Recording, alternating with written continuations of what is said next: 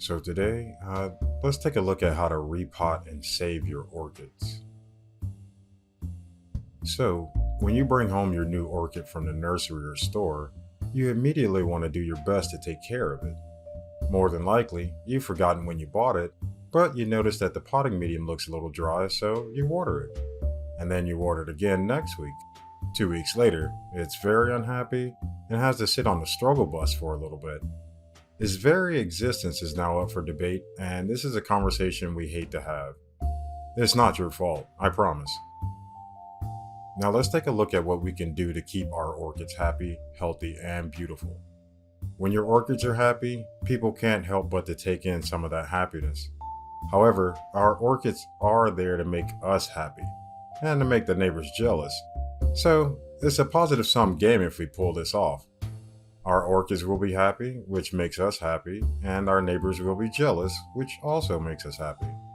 But they can now tell their friends that they know someone with beautiful orchids, so now they'll feel special just knowing you. Everybody wins. So let's start with a kiss. No, silly, not a smooch. Kiss. Keep it simple, sweetheart.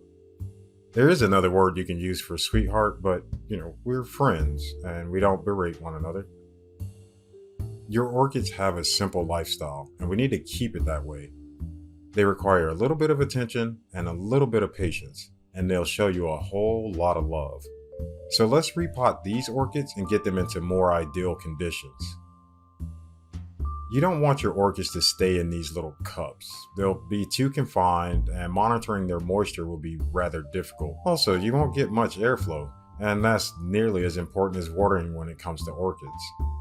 We'll need a pot with holes throughout the pot for airflow, or a pot with a retention tray to hold moisture and create little humidity bubbles around the orchid. You could always use a regular pot and just place it on a saucer filled with pebbles. The plant will be elevated over the pebbles, and the excess water will help create a little bubble of humidity for the orchid. Also, when you're unsure of the watering cycle, you can just fill the dish with water and then use that as a new starting point for your watering cycle. And finally, we most certainly will not have our guests come over to see our orchids in plastic cups. They won't envy that, and that's not how we play. We need their envy. The orchids need their envy. That's our goal. So to start, we need to have an appropriate potting medium. Sphagnum moss isn't terrible for your orchids, but if that's all you're using, it will become terrible, unless you have the proper watering cycle to accommodate sphagnum moss. The issue with sphagnum moss is that it can remain moist for up to 2 weeks. So in most cases, if these orchids were to stay as they are bound in sphagnum moss, you'd want to water them maybe once a month. You want to verify the moisture, but 3 to 4 weeks, that's when you would water it if you keep it in the sphagnum moss. If you water your orchids once a week and they're in sphagnum moss only, you're definitely overwatering your orchid. Also, there's likely very minimal airflow. This, unfortunately, is a great way to get you to come back and buy more orchids because you keep unaliving your orchids and thinking it's your fault. Again, it's not your fault. I hate to blame the growers, but they're just being economical by using only sphagnum moss. They should definitely recommend a better potting mix for when you take your orchids home. So what we're going to do here is remove the sphagnum moss from the roots. Not all of it, just the stuff we can get to release and fall off. The orchid does use a fungus to help it grow, so we want to keep some of that in that sphagnum moss. Anything the orchid is holding onto tightly under the base should be left alone. You can remove it completely, but you'll upset your orchid and it will take a bit longer for it to grab onto the new medium and reestablish itself. So we always want to give our plants a head start. And here, I'm just pinching away at some of the moss and then plucking it out, chunks that are easy to remove.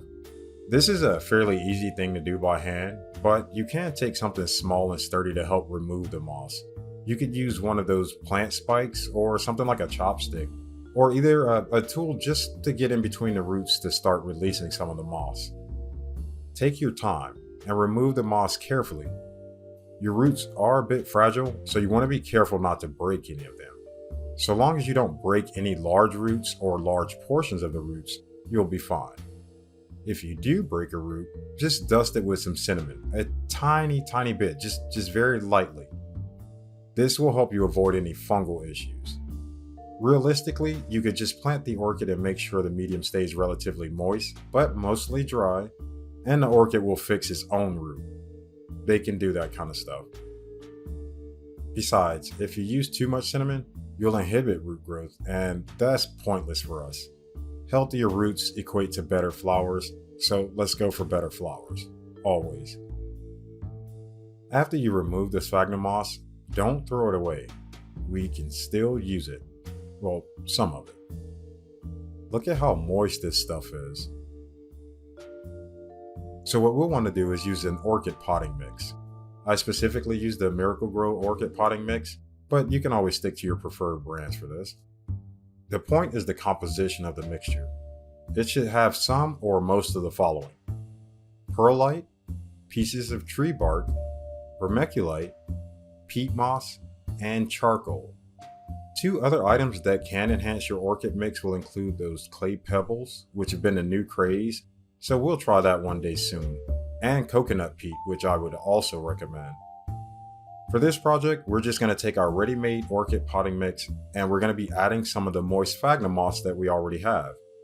Some mixes actually include sphagnum moss, so that's always an option as well.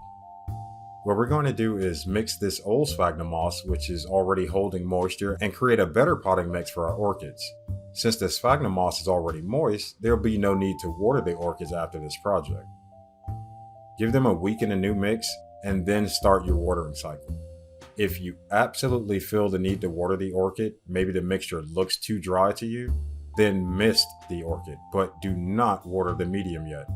A little misting on top will be sufficient.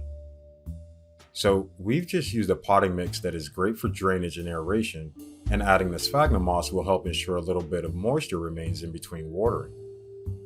Now that we've mixed in a bit of that sphagnum moss, we'll want to put a few inches into the bottom of the new pots to act as a bed to prop our orchids up towards the top of the pot. This is to ensure the area roots don't have to work too hard to reach out of the top of the pot to grab moisture from the air.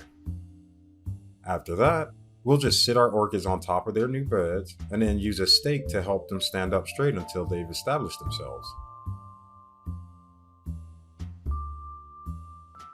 Now, we'll want to fill any voids left in the pot. We don't want to put too much mixture into the pot, just enough to fill any large gaps and to help stabilize the orchid.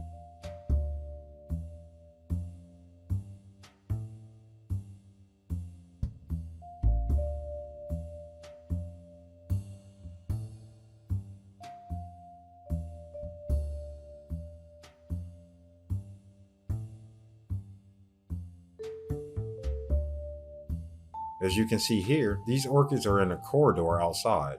They get indirect sunlight, but the heat can still make things dry in that area. The addition of sphagnum moss helped retain more moisture for our outdoor orchids. By adding sphagnum moss to the potting mix, we're able to make our orchids so happy that they gave us more kikis than we can handle. Honestly, we just don't have pots for them yet.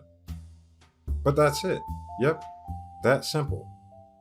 We've given our orchids a better home to grow in, a better potting mix that can hold a little bit of moisture, but also drains well and helps with air circulation inside of the pot. You shouldn't even need to change this potting mix for nearly 2 years. That little bit of attention will bring you a whole lot of love from your orchids. But before you go, just remember, if you're going to use the banana water stuff, only do that once a month. That is not a good replacement for your fertilizer, and it can create some serious fungal and bacterial problems. So, keep an eye on that. If you're going to play with cinnamon, be ultra conservative about how much cinnamon you use and the frequency. Too much cinnamon will inhibit root growth, and it will start to deteriorate the orchid's tissues. We don't like any of that. Also, tilt your orchid slightly to keep moisture from remaining in the crown. They have a little sponge-like appendix directly underneath that holds moisture also. So, we don't want to agitate the crown. Crown rot is nearly irreparable. So let's try to avoid that scenario altogether. And do not use peroxide on your orchids. It will kill the beneficial bacteria in your potting mix, and that's no bueno. Also, it kills the root fungus. Yes, your orchid has a specific type of fungus that it has a symbiotic relationship with.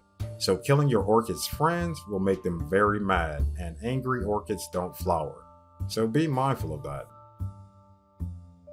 Well, I hope this information was helpful, and I hope your orchids make you smile every single day. Until next time, enjoy the rest of your day and give your orchids a little kiss for me. See you later.